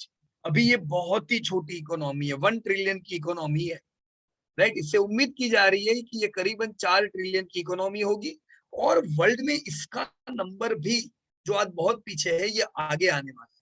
So Indonesia is a growing country, right? Indonesia को मेजर इकोनॉमी नहीं गिनेंगे। इंडोनेशिया की एवरेज एज पता है कितनी है? क्या लगता है? इंडियन से एजेड होंगे कि इंडियन से यंग है? एवरेज एज ऑफ इंडोनेशिया क्यों इतना ग्रोथ कर रहा है? यंग लोग होंगे क्या? Any guess? गूगल पे देख के गेस मत करना, डायरेक्ट इधर से ही पता चल जाना चाहिए। जो कंट्रीज ग्रोथ नहीं कर रही है, या तो वहां पे बंदूकों से काम चल रहा है, या तो फिर वहां पे बहुत ही बड़ी एज के लोग हैं, राइट? यंग आपने लिखा है, चलो हम देखते हैं। मैं यहाँ पे गूगल का हेल्प लेता हूँ। Google uncle, please tell me median age of Indonesia कितना है? 29.7, राइट? और इंडिया का कितना है? 28.4। तो ऑलमोस्ट इंडिया जितना ही यंग है कि नहीं है, राइट? तो यंग कंट्रीज में आपको ग्रोथ दिखेगा, राइट? देखो इधर मैं लिखता हूं जापान 48.4, राइट? तो प्रोडक्टिव लोग कम है, अनप्रोडक्टिव लोग ज्यादा है, राइट? क्या ऐसा हो सकता है कोई कंट्री ऐसी भी हो जो यंग हो पर ग्रोथ नहीं हो रहा होगा? या क्या बोलते हो आप? देखो बांग्लादेश का भी ग्रोथ हो रहा है कि नहीं हो रहा है? अच्छा, किसी ने बोला नहीं, बांग्लादेश का नाम लिया नहीं। ये डबल डिजिट में कौन है? बांग्लादेश। हाँ वही होगा ना।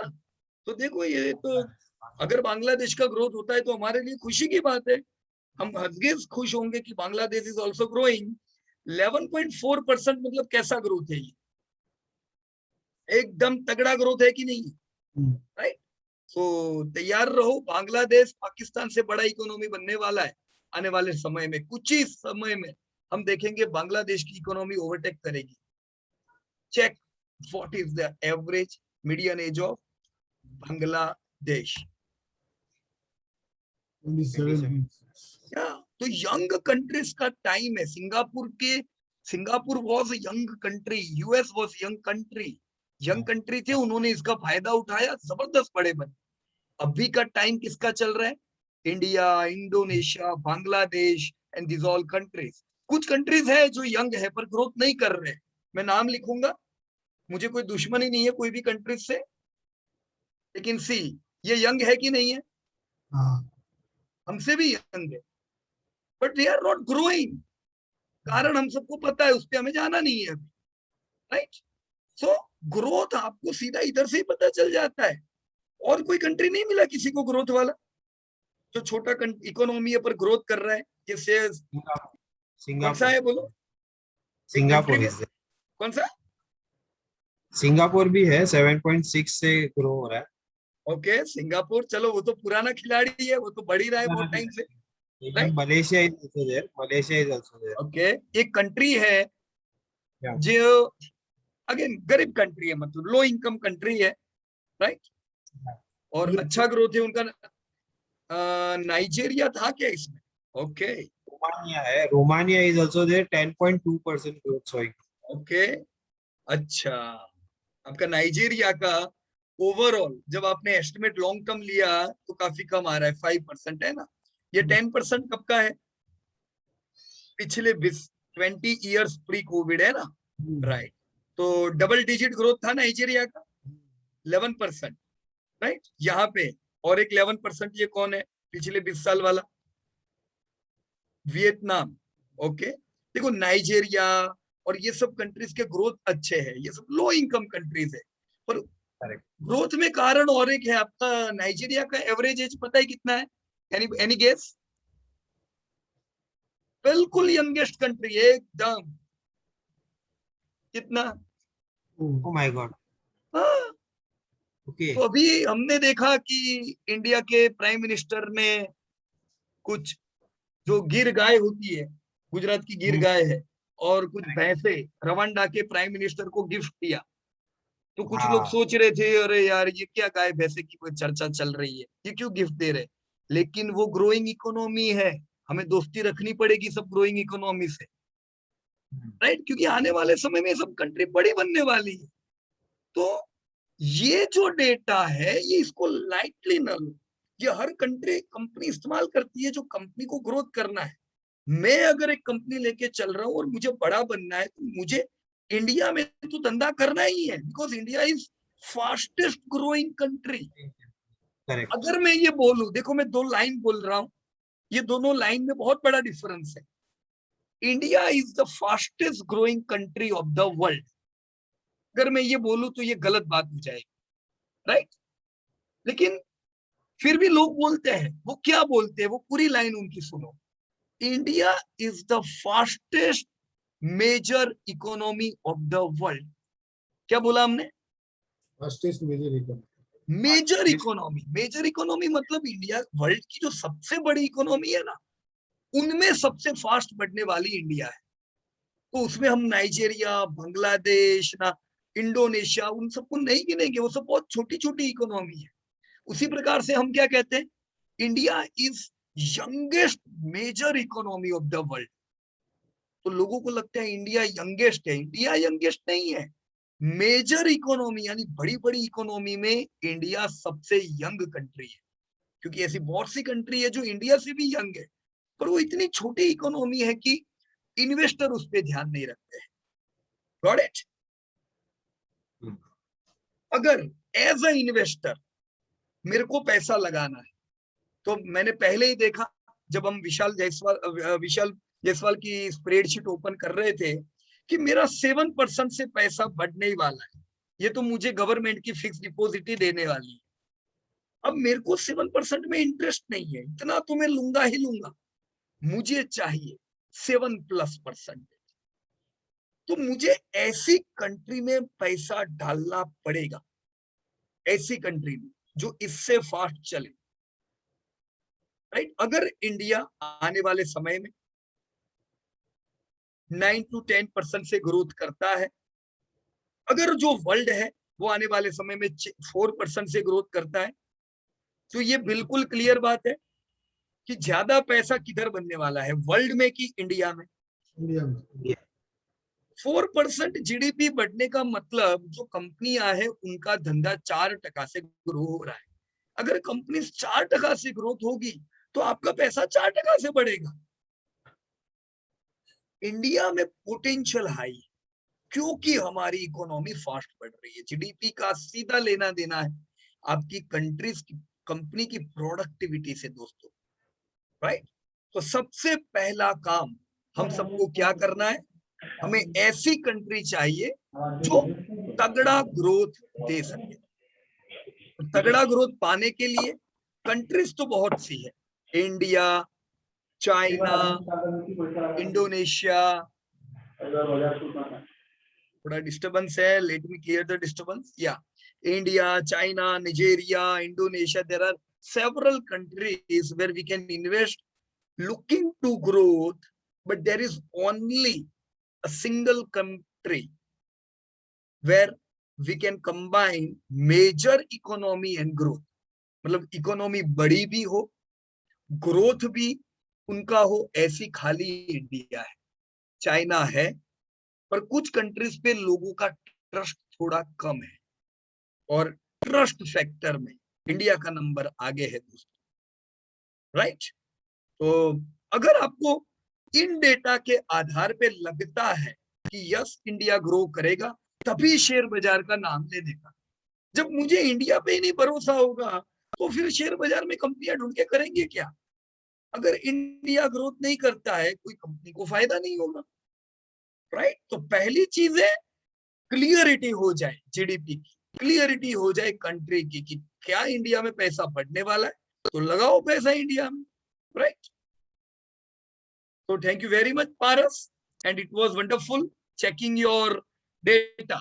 पारस पटेल के अलावा और किसी का डेटा है जिन्होंने कुछ अंदर और क्रिएटिविटी भी की हो, राइट। देखो बेसिक चीज हमने देख ली, पर आपकी कोई क्रिएटिविटी भी आपने अगर की है तो मैं जरूर उसको देखना चाहूंगा, राइट। देखो डेटा तो एक समान है, पर हम सबको इसमें से और चीजें ढूंढनी है, right. Yes, anybody here who will like to present his data and would I like to even add some points? Okay, let me wait.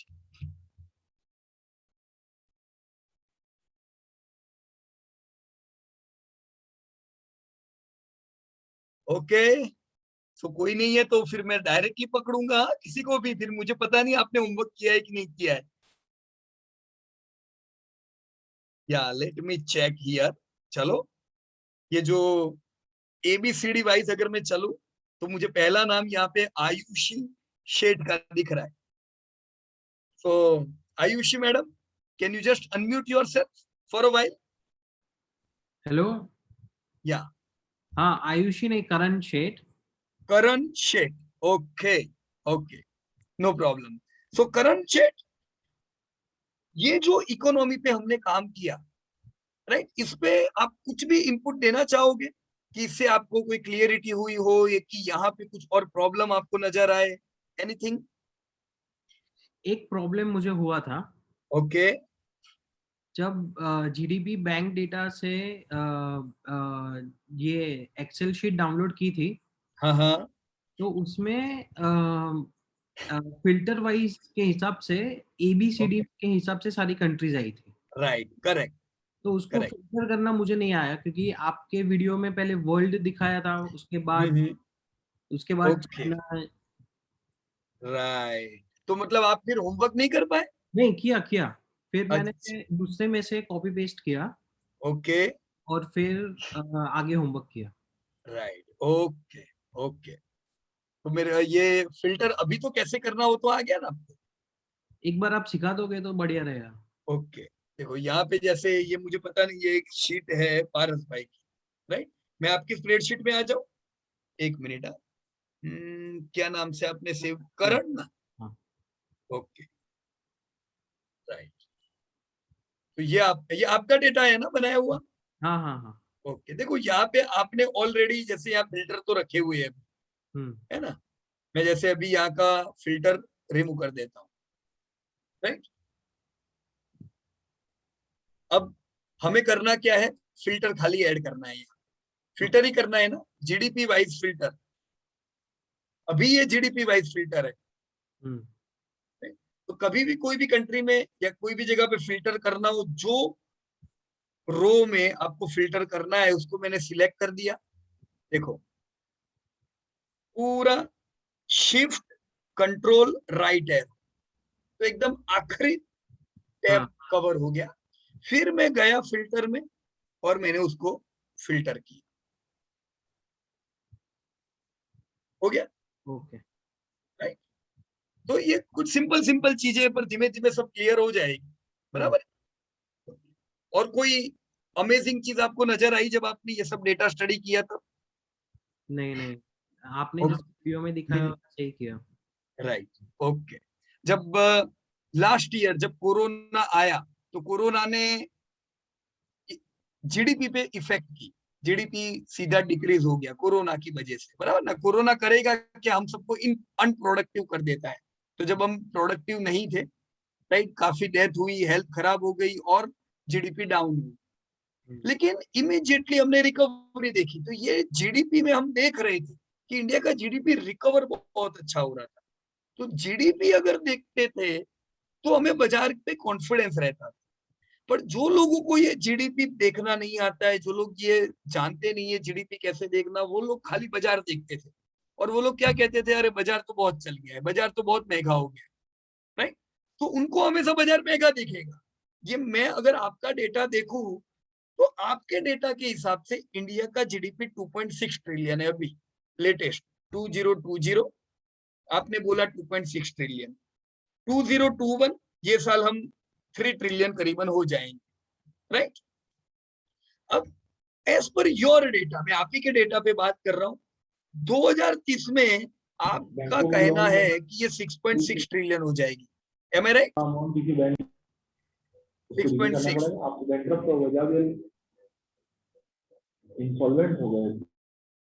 6 trillion. तो अगर आपको लगता है कि ये जो इंडिया की इकोनॉमी जो 10 ट्रिलियन है, वो 6 ट्रिलियन जाने वाली है, तो बाजार में पैसा लगाना चाहिए, राइट? क्योंकि जो बाजार है वो इकोनॉमी के साथ ही चलता है। जब इंडिया 0.5 ट्रिलियन इकोनॉमी थी तब निफ्टी आपका 1000 था। जैसे जैसे इकोनॉमी बढ़ी, हमारी इकोनॉमी 2 ट्रिलियन हुई, आपने देखा बाजार आपका सीधा 6-7 हजार आ गया। अभी इकोनॉमी हमारी 3 ट्रिलियन आ गई है, बाजार आ गया है अपना 18,000। हम 6 ट्रिलियन होंगे, बाजार 30,000 क्यों नहीं आना चाहिए, कोई डाउट ही नहीं है, राइट? तो अगर जीडीपी को समझोगे तो बाजार को जो लोग नहीं समझ पा रहे वो चीजें आपको दिखाई देगी। क्यों एफआईआई इतने वर्षों से निवेश कर रहे हैं, क्यों म्यूचुअल फंड कंपनीज पैसा लगा रही है, उनको पता है कि इंडिया 10 ट्रिलियन जीडीपी होने वाला है। तो ये दूरदर्शी हमारी आती है जब हम जीडीपी को समझते हैं, राइट फ्रेंड्स? तो अभी हम लोगों ने, ओके, यहाँ पे जस्ट अ मिनट,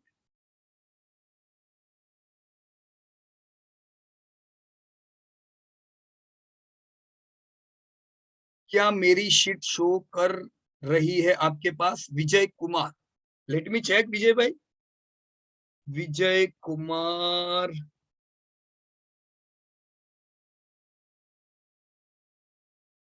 विजय भाई इसमें तो मुझे शीट नहीं नजर आ रही है आपकी।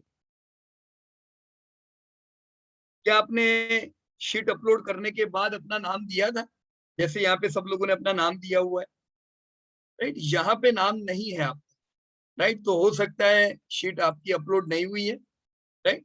अगर ऐसा कुछ हुआ है, मैं रिक्वेस्ट करूंगा कल आप एक बार हमारी टीम से बात कर लो, राइट, ताकि जो कुछ टेक्निकल छोटा प्रॉब्लम होगा वो क्लियर हो जाएगा, राइट। विजय भाई, ऐसा हो सकता है कि आपने स्प्रेडशीट बनाई हो पर वो आपके डेटा में हो, वो यहाँ पे अपलोड आपने नहीं की, इट्स ऑल राइट, देख लेंगे ये चीज भी, बराबर है। अब जीडीपी हमने देख लिया, हमने ये जाना कि यस इंडिया एक ग्रोइंग इकोनॉमी है, और अगर हमें भरोसा है इंडिया, अब हमारे लिए एक बड़ा चैलेंज है, हम एक चैलेंजिंग चीज पे दोस्तों इस हफ्ते आगे बढ़ने वाले हैं, राइट। और वो चैलेंज क्या है? इंडिया का जीडीपी 9% से ग्रो होता है, मैं यहां लिखता हूं इंडिया,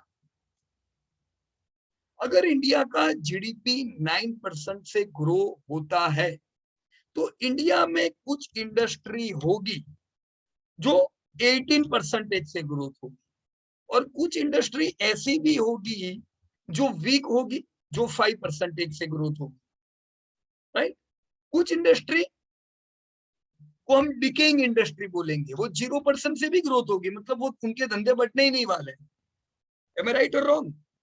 तो इंडिया 9% से ग्रोथ हो रहा है, लेकिन मुझे जब मैं पैसे लगा रहा हूं तो मुझे इंडिया से फास्ट बढ़े ऐसी इंडस्ट्री में दोस्तों पैसा लगाना। किधर लगाना है? इंडिया से फास्ट बढ़नी चाहिए मेरी इंडस्ट्री। अब मान लीजिए आपने कोई इंडस्ट्री में पैसा डाला और वो इंडस्ट्री का कोई ग्रोथ ही नहीं है, प्रोडक्ट बिक ही नहीं रही है, सर्विसेज बिक ही नहीं रही है। जैसे कि ये सेक्टर है इलेक्ट्रिक यूटिलिटीज करके, राइट, उनका ग्रोथ नहीं है इतना अच्छा, 2% से ग्रोथ है वो इस सेक्टर का। अब मान लो इलेक्ट्रिक यूटिलिटीज 2% से बढ़ रहा है, आपने इलेक्ट्रिक यूटिलिटीज में ही भारी भरकम इन्वेस्ट किया हुआ है, तो होता क्या है, इंडिया 9% से बढ़ रहा है पर आपका पोर्टफोलियो नहीं बढ़ रहा है। क्यों? क्योंकि आपका पैसा किधर लगा है? लो ग्रोथ इंडस्ट्री। जैसे पिछले 5 साल से ऑटो इंडस्ट्री म्यूटेड है, इंडिया 9% से बढ़ता होगा, लेकिन ऑटो जो थी ये पिछले 5 साल से ऑलमोस्ट 2 to 3% के ग्रोथ से बढ़ रही थी।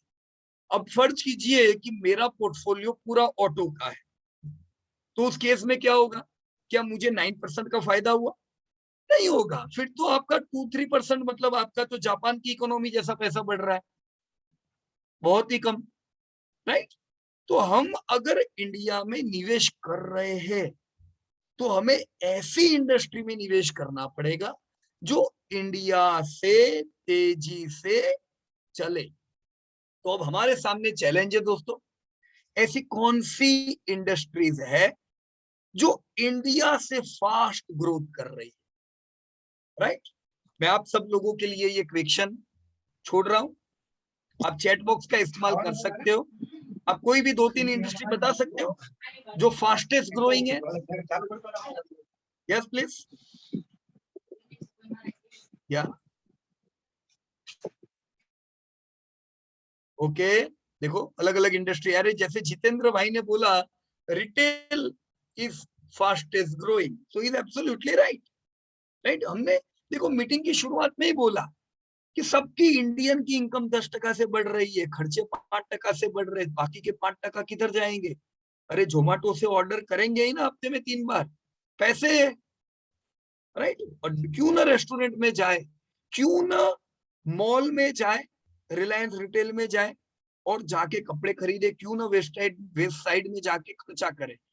तो रिटेल ऐसी कोई भी इकोनॉमी जो इकोनॉमी में लोगों की इनकम बढ़ती है और इन्फ्लेशन कंट्रोल में रहता है, ऐसी जगह पे रिटेल में जबरदस्त बूम आता है, राइट। तो रिटेल कोई डाउट ही नहीं है, ग्रोइंग इंडस्ट्री है, राइट। दूसरा मुस्तफिजुर रहमान, आपने लिखा IT, obviously it is growing, right. देखो जो भी कंपनियां है अलग अलग, जो कंट्रीज के पास पैसा है, बड़ी इकोनॉमी जो है, उनकी कंपनियां बड़ी बड़ी है, उनकी कंपनियों के पास पैसा है, तो वो सब क्या चाहते हैं? हम कम स्टाफ से ज्यादा प्रोडक्टिविटी करें, हम ऑटोमेशन पे ध्यान दें, राइट। तो आईटी इंडस्ट्री जनरली किधर ग्रो करती है? डेवलप्ड कंट्री में, क्योंकि जो डेवलपिंग कंट्री होते हैं उनको आईटी परवड़ता नहीं, आईटी का कॉस्ट अभी उनको ज्यादा लगता है, वो उतना कॉस्ट बेयर नहीं कर पाते। तो आईटी जो है ये इंडिया जरूर प्रोवाइड करता है, पर आईटी का कंजप्शन किधर होता है? Developed economy, right. अब पूरी दुनिया को जब हम लोग आईटी की सर्विस दे रहे हैं तो कोई डाउट ही नहीं है इंडिया में IT is the growing sector, right. क्या जितेंद्र भाई ने लिखा आईटी, विवेक ने लिखा आईटी, युवराज सिंह आईटी, संतोष गुडला आपने लिखा है BFSI, banking and financial service, ऐसा है? Yeah, that's right, sir. So banking and financial service. अब देखिए, आप सब लोगों की इनकम अभी हमने बात की कि बढ़ रही है, तो अगर 10 साल पहले लोग 15 लाख की होम लोन लेते थे, अभी कितने की होम लोन लेते होंगे एवरेज? बढ़ गई होगी कि नहीं? 15 लाख की होम लोन 22 लाख हो गई होगी, और मेगा सिटी मेट्रो सिटी में तो लोग 50-50 लाख की होम लोन तो यूं ही ले लेते होंगे। तो ये सेक्टर की जरूरत है, कोई डाउट ही नहीं है। जितने लोगों की इनकम बढ़ रही है, लोग सेविंग कर रहे हैं, इंश्योरेंस ले रहे हैं, इन्वेस्टमेंट कर रहे हैं, तो ऑब्वियस है BFSI is the fastest growing sector, right. Sujit Bhattacharya ने केमिकल लिखा है, definitely chemical is also growing industry, क्योंकि दुनिया भर में बैन है। डेवलप इकोनॉमी को खुद के ऊपर दाग लगाना नहीं है, राइट। अभी हमने तो कमाया नहीं है, इंडिया तो अभी तो शुरू हुआ है। तो इंडिया कहता है कोई बात नहीं, हम प्रोड्यूस करेंगे, तुमको बेचेंगे। तो केमिकल का कंजप्शन इतना नहीं है ऐसे देखा जाए तो, पर हम प्रोड्यूस कर रहे हैं और दुनिया खरीद रही है, तो केमिकल का ग्रोथ जोरदार है, राइट। बट रियल कंजप्शन इतना नहीं है जितना ग्रोथ है, राइट। क्यों ग्रोथ ज्यादा है? क्योंकि कुछ कंट्रीज जो बनाती थी उन्होंने बनाना बंद कर दिया, तो हमारा तो मशीन जोरदार चल रहा है। तो chemical is a growing sector, right? But we can't say it's permanent. Infrastructure इतना ग्रोइंग नहीं है प्रीतेश भाई, राइट। क्योंकि इंफ्रास्ट्रक्चर में अब तक इतना पैसा लगा नहीं है, पर ये ग्रोथ करना चाहिए, right. So Neetu Brahmbhatt health care, definitely health care is growing sector of India, right. देखो, जेब में पैसा होगा तो हम बार बार चेकअप कराएंगे, कराते हैं ना, चलो साल में एक बार चेकअप कराना चाहिए। ऐसा नहीं होता है, कोई चेकअप नहीं कराता है। भी लोगों के पास पैसा है तो ये जो लेबोरेटरीज की जो कंपनी है, इंडस्ट्री है, बढ़ती जा रही है। तो ये सारे जो भी आप लोग नाम लिख रहे हो, राइट, ग्रोइंग ग्रोइंग ग्रोइंग, हमें ग्रोइंग सेक्टर चाहिए। मैंने पैसा डाला और वो इंडस्ट्री अगर खाली 5% से ग्रोथ करेगी तो मेरा पैसा 5% से बढ़ने वाला है। मुझे तगड़ा पैसा बढ़ाना है तो मुझे इंडस्ट्री ढूंढनी पड़ेगी जो मस्त बढ़े। दोस्तों, ये एक्सरसाइज हमारी नेक्स्ट वीक की है। रेडी हो जाओ दोस्तों आप सब लोग। अगला हफ्ता बहुत ही एक्साइटमेंट वाला है, क्योंकि नेक्स्ट वीक हम सब लोग मिलके इंडिया की फास्टेस्ट ग्रोइंग इंडस्ट्री ढूंढने वाले हैं। तो जब हम सब लोग ये एक्सरसाइज पूरी करेंगे, तब आपके पास एक लिस्ट तैयार हो जाएगा कि इंडिया की ये इंडस्ट्री ऐसी है जो डिके हो जाएगी, नेगेटिव रहेगी, इनसे दूर रहो। ये इंडस्ट्री है जो घोड़े सबसे तेजी से दौड़ने वाले हैं। तो आपका लिस्ट आप सब लोग मिलके तैयार करने वाले हो। क्या कहते हो आप लोग? रेडीमेड लिस्ट चाहिए कि सब मिलके तैयार करना है? राइट, देखो, रेडीमेड लिस्ट में दे दूंगा तो हर साल मेरे से लेना पड़ेगा, तो वो तो अच्छी बात नहीं है ना, डिपेंड हो जाएंगे हम लोग, राइट। तो क्यों किसी पे डिपेंड रहे? डिमांडिंग इंडस्ट्री ढूंढना इतना भी मुश्किल नहीं, राइट।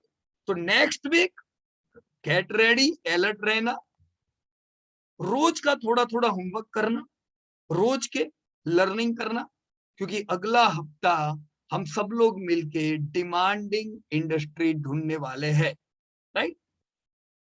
सो गैप मत कर देना last week, next week, right. So चलिए रेडी हो जाते फिर नेक्स्ट वीक के लिए। आज का सेशन हम यहीं पे खत्म करते हैं दोस्तों, एंड कल around 11 to 12 o'clock your new episodes are going to get updated at your app। किधर आ जाएंगे? इधर देखो, अभी इधर क्या दिख रहा है? एपिसोड 2। हम सब लोगों ने मिलके इधर क्या किया? ये सारी चीज सीखी, जीडीपी सीखा। और आज जो हमने डिस्कस किया, अब मान लो कि कोई एब्सेंट हो गया, किसी का मीटिंग आज का मिस हो गया, तो वो आज का ये जो सेशन था वो किधर से देखेंगे? तो ये आखिरी जो है ना, यहाँ पे आज का वीडियो अपडेट हो जाएगा, राइट? तो चिंता मत करो, कभी कोई मीटिंग मिस हो जाती है, आप लास्ट वीडियो जो होगा एपिसोड में वो हम सबका वीकली डिस्कशन वाला वीडियो होगा, राइट? और आप एपिसोड 3 देखोगे कल से। एपिसोड 3 में हम लोग डिमांडिंग इंडस्ट्री ढूंढना सीखेंगे, राइट फ्रेंड्स? या विशाल जायसवाल ने हैंड रेज किया हुआ है। यस विशाल, सही है। सर एक कॉन्सेप्ट था जो आपने वीडियो में डिस्कस किया था, market cap to GDP link, right, थोड़ा सा मुझे क्लियर नहीं हुआ ये। Okay okay, no problem. इसका और एक दो वीडियो इसकी शुरुआत में ही हम लोग रखने वाले हैं। देखो, मार्केट कैप टू जीडीपी इतना कॉम्प्लिकेटेड भी नहीं। कैसे मैं कहता हूं आपको, जैसे इंडिया का जीडीपी कितना है अभी 2.6 ट्रिलियन या 2.6 ट्रिलियन, मतलब का अंदाज जैसे कि ना 3 ट्रिलियन है, राइट? हम इस साल 3 ट्रिलियन होते, कोविड नहीं होता तो 3 ट्रिलियन का हमारा जीडीपी है। और मार्केट कैप हमारा कितना है इंडिया का? वो क्लियर नहीं है इसमें मुझे। राइट, वो भी ऑलमोस्ट 3 ट्रिलियन ही, अच्छा, राइट? जीडीपी और मार्केट ये दोनों साथ में चलता है। अब कुछ कंट्रीज ऐसी होती है, वो कंट्रीज का जो जीडीपी है उससे मार्केट कैप बहुत ज्यादा होता है। अच्छा, जितना ट्रस्ट फैक्टर बढ़ेगा आपकी कंट्री का, उतना मार्केट कैप ज्यादा मिलेगा। मार्केट कैप का मतलब क्या है? आपके कंट्रीज की जो लिस्टेड कंपनीज है, अगर मुझे सबका। इंडिया की सब कंपनी खरीद लेनी है तो मुझे कितना पैसा चाहिए, राइट? इंडिया का मार्केट कैप रुपी वैल्यू में कितना है? करीबन 260 लाख करोड़। देखो यहाँ पे इन्होंने दिया ही होता है बीएससी की साइड पे,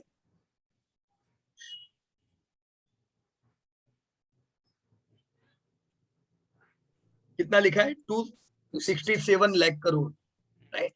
तो इंडिया का जो जीडीपी है वो 200 लाख करोड़ का है और मार्केट कैप हमारा 267 लाख करोड़ का है। तो हमारा मार्केट कैप जीडीपी से बढ़ा हुआ है, right? So it is good. Trust factor India का बढ़ रहा है, राइट? यही चीज अब मार्केट कैप और कितना बढ़ेगा? जितना जीडीपी बढ़ता जाएगा मार्केट कैप और ज्यादा बढ़ता जाएगा, राइट? जब जीडीपी इंडिया का 500 लाख करोड़ होगा तो आपको क्या लगता है मार्केट कैप 500 लाख करोड़ होगा कि यही 200 लाख करोड़ रहेगा? बढ़ेगा। हाँ, क्योंकि जीडीपी बढ़ा मतलब कंपनी के धंधे बढ़ गए। आज इंडिया की कंपनीज को खरीदने के लिए आपको 267 लाख करोड़ चाहिए। आज रिलायंस इंडस्ट्री 5 लाख करोड़ का धंधा करती है, आपकी एसबीआई 4 लाख करोड़ का धंधा करती है। पर ये 2030 आते आते रिलायंस को आप देखो, ये 12 लाख करोड़ 15 लाख करोड़ का धंधा कर रही है। यही एसबीआई जो आज 4 लाख करोड़ कर रही है, ये 10 लाख करोड़ का धंधा कर रही है। तो आपको ये भाव पे थोड़ी ना मिलेगी। आप बोलो मुझे 267 लाख करोड़ पे चाहिए, नहीं मिलेगा। तब मार्केट कैप कितना होगा हमारा?